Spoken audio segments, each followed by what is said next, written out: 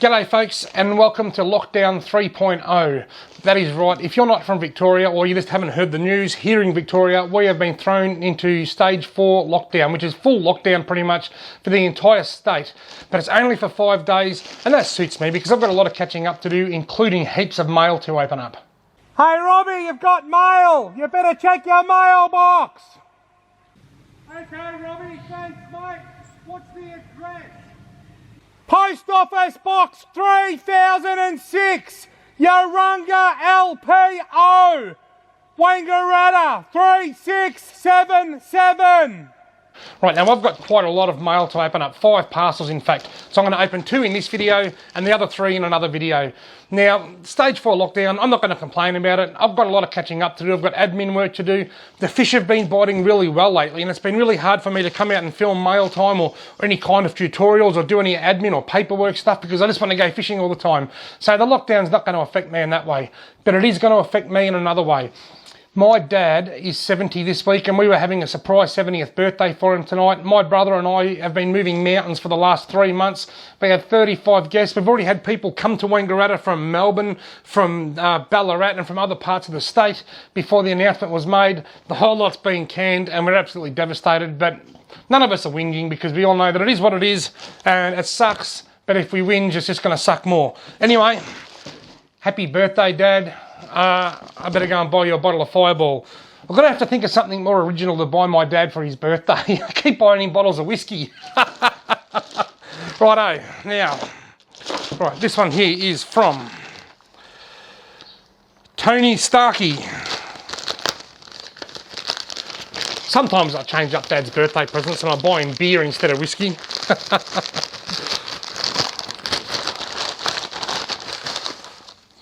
Ah, that's really cool. I totally need that. Look at that. That's a rod leash. I reckon I can use that in my kayak to tie my rod to my kayak so that if I tip over, I don't lose my fishing rod.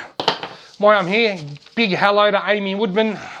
Big shout out to Amy and Brendan, fantastic friends of mine. They're down a fishing rod thanks to a kayak mishap.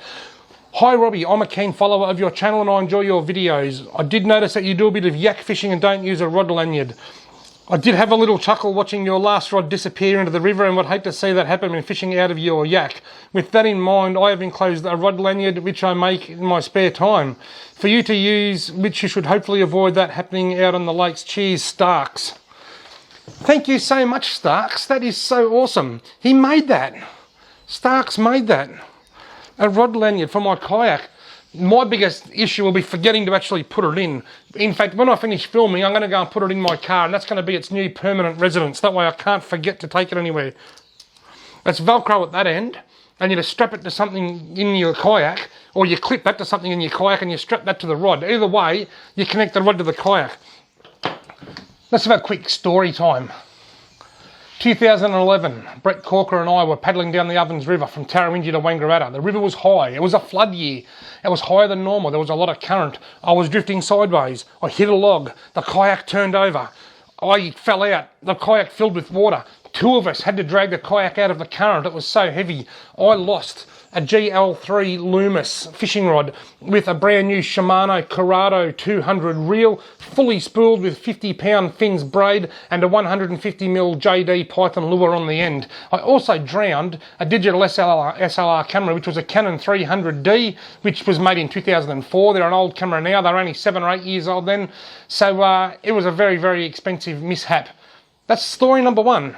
Story number 2, I was at Lake Eildon. I was fishing out of my kayak. It was 2012. I was casting for redfin. I had a fishing rod in the back, which was an NS Hurricane with a Shimano Stratic reel on it. I was casting lures out the front and I got to a nice little sort of overgrown little area. So I put my long rod in the back, then reached around to grab the Hurricane and it was gone. I don't know where it went. It just disappeared. Aliens took it. I don't know. I think maybe I paddled under a tree and unhooked the tree and I kept paddling and the rod stuck up in the tree. I paddled around every tree for hours. There was lots, the lake had just filled. There was lots of green trees. Never saw that rod again. Both of those mishaps could have been prevented with one of these. And no doubt I'll have more mishaps. And Brendan and Amy Woodman, my dear friends from Bendigo, look at these things. Starkey, do you sell these? If you sell these, Starkey, let me know in the YouTube comment below and I'll share a link to where people can find you to buy them. If not, that's okay because you can get other types as well. Thanks very much, Starkey, for the rod leash. That is really awesome. Got a funny feeling I'm talking too fast. Okay. Ta-da! This is a Tackle Club box, and I knew this was coming, and I had every plan to open this on the water and go fishing with it straight away. Along came a lockdown. Ooh, I can see what's in here and you can't. Okay, this is the February 2021 redfin and trout box from Tackle Club. What have we got? I've got some of these once before and they work really well. Some Damiki Goldwing spinners, you see them? Tiny little bladed spinners, and I've caught trout on them. I've got these in a Tackle Club box once before. I really like them, they're really cool. A Damiki Joker 65 diving minnow. Suffix 4-pound fluorocarbon leader. A lot of people prefer fluorocarbon for their leaders because it's invisible. Trout are very much a sight feeder, so a lot of people prefer to use fluorocarbon instead of braid, tying their braid straight to the end. I generally use Maxima Ultra Green all the way to the end. I don't use braid or a leader, but for those that do use leaders, I believe this is a very, very good leader line. Chase Baits Gutsy Minnow 65mm. It's got a huge big bib on it, so hopefully it should dive. Hopefully it says 2.5 metres, which is about 8 or 9 feet. Fish Arrow Flash J Shads. So, this is the February tackle box. We've got Fish Arrow Flash J Shads.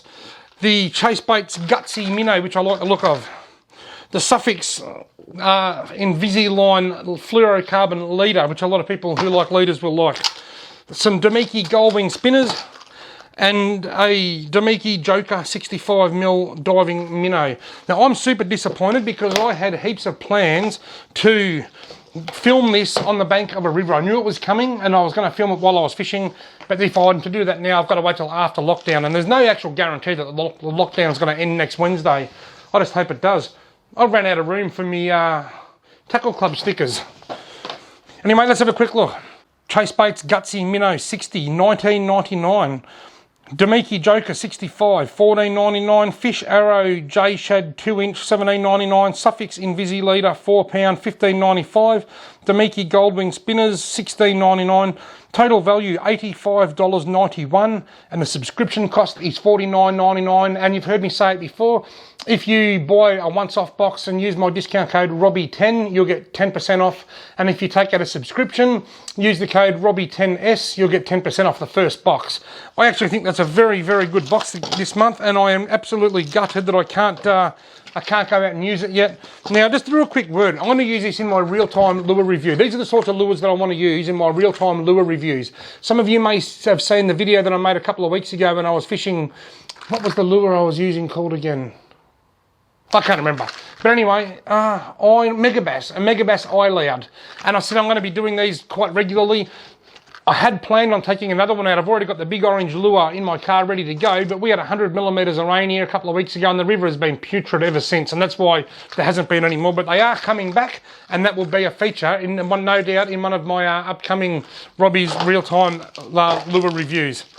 Thank you very much, Tackle Club, tackleclub.com.au, and thank you very much, Starks, for this awesome rod leash. That orange is going to contrast very well against my black kayak. Thank you all very, very much for watching. I hope you've enjoyed this video. Stay safe in the lockdown. It's only for 5 days and then we can go out and get some fresh air again. Thanks very much for watching. I hope I see you in my next video.